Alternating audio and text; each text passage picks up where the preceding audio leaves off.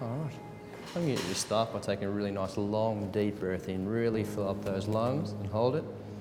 Now slowly exhale, that's great.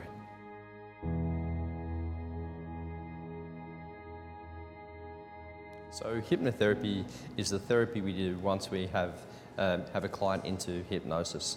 Now hypnosis is the bypass of the critical factor of the conscious mind. It's that critical judgment part of the conscious mind, and to establish selective thinking. And once we have that, then we do the therapy. And what therapy we do in hypnosis is hypnotherapy.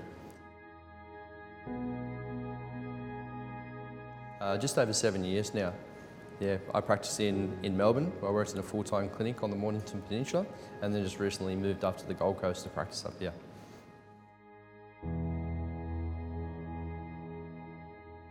So hypnotherapy works by taking someone into a trance state, and we do that by using an induction, which can be anything from eye fixation to a progressive muscle relaxation, instant induction, rapid induction.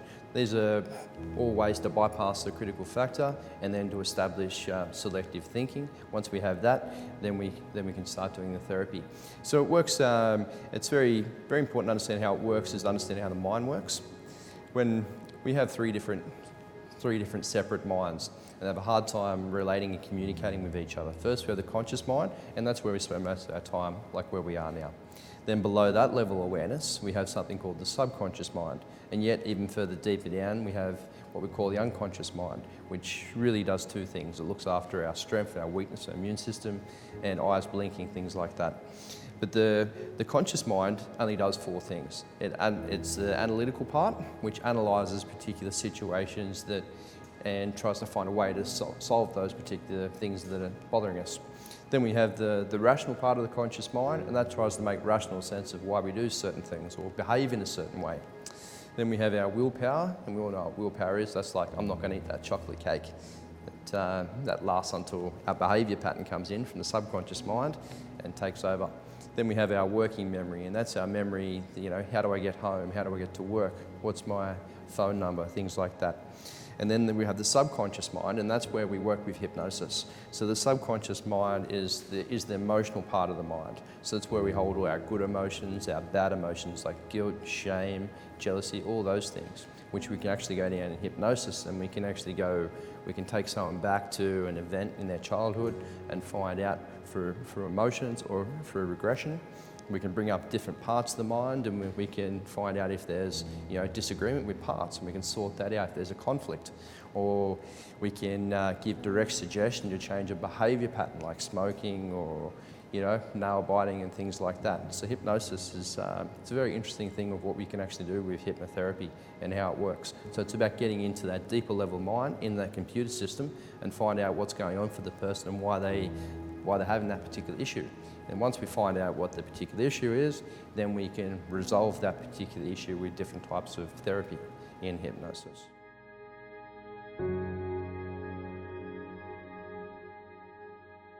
No. Hypnosis is about as far from sleep as we're ever going to get. Hypnosis is, it's a heightened state, it's a learning state. Once we go into hypnosis, what happens is we bypass that critical factor. And this is where there's a few misconceptions around what hypnosis is. So what happens is the conscious mind comes down and becomes more alert. It sort of comes down to protect you, because once the suggestion goes in there for change, it must happen. Once we get a suggestion into that computer, change happens.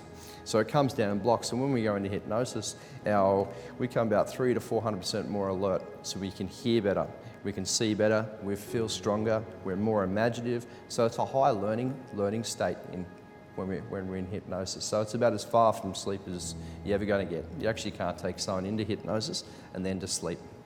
You actually got to take them to hypnosis, bring them back out, then they can go to sleep. It's virtually on the opposite end of the scale.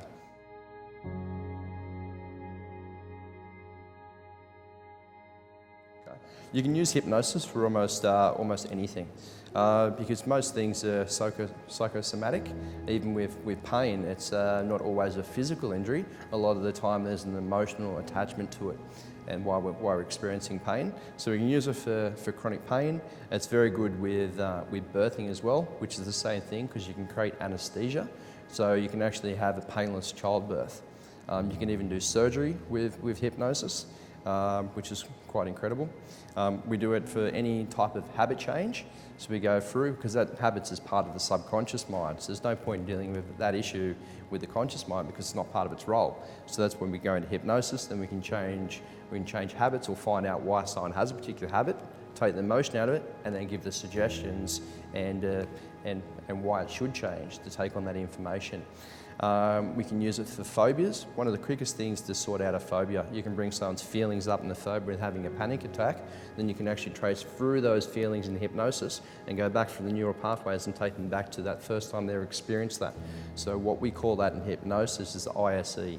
It's the initial sensitizing experience. So that could be a 3-year-old kid that gets scared because a mum panics when she sees a spider, for example, and takes on that information. The subconscious mind goes, whoa, danger. So what happens is we go into a flight, fright or freeze response when we have a phobia, so we can actually bring those feelings up, travel back, find out what's going on there, find out what the experience is for that person. Then we can do the therapy, find out who the players are, different things, and then we can chat to that particular part, that 3-year-old child part, why we don't need to hold on to those feelings and have that panic attack.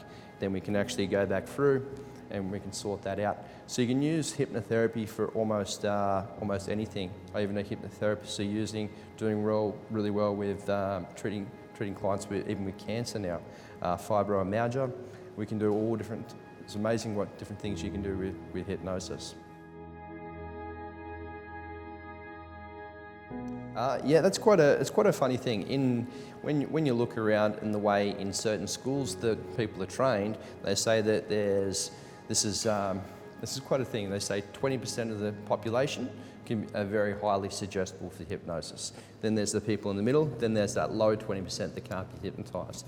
Anyone can be hypnotised. The reason someone can't be hypnotised is if they have a fear or misconception around what hypnosis is.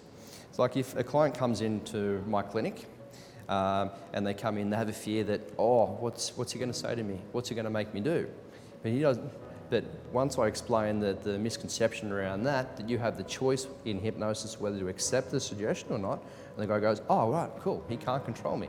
So then he allows himself to go into trance.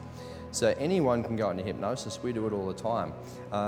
It's like if you're driving down the road, you're going on a long road trip, you're driving down, the next minute, it's been a few minutes sort of gone by, and you've been in your own imagination.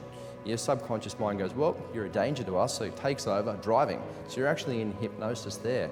So we go in and out of hypnosis. When we're in a daydream state, we're going into trance because we're in our imagination, which is part of the subconscious mind. So we go in and out. So anyone can be hypnotized. It's just the way you hypnotize someone. If you get a highly analytical person come in, you've got to pick their induction.